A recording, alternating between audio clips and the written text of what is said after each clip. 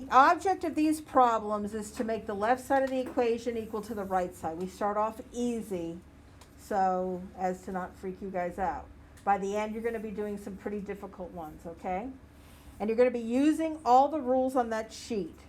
Generally speaking, I like to change everything.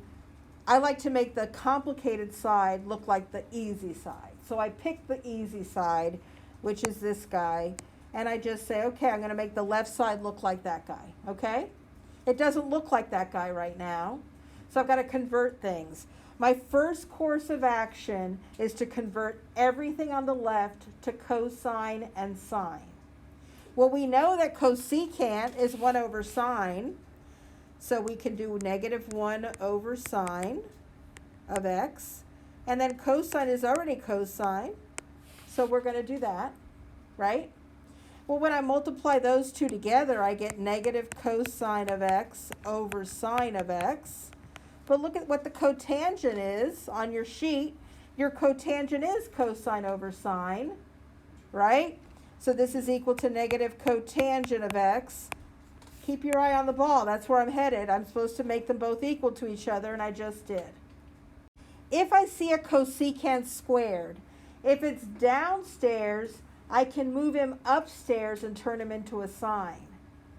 Because cosecant squared of x equals 1 over sine squared of x. You see how it's moved downstairs? So if it's downstairs and I put it upstairs, I can change this to tan of x, cosine of x, and I don't know what that did, and sine squared of x.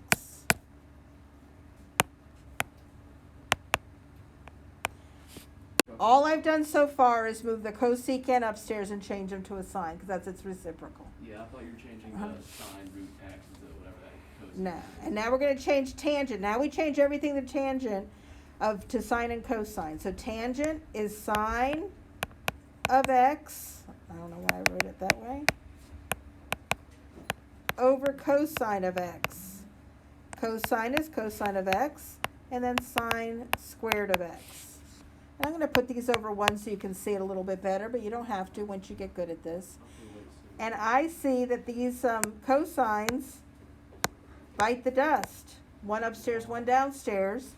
So I end up with sine of x, sine squared of x, which is sine cubed of x. You cannot move anything across the equal sign. That is against the rules. If I see you doing that, it's like I call foul on that.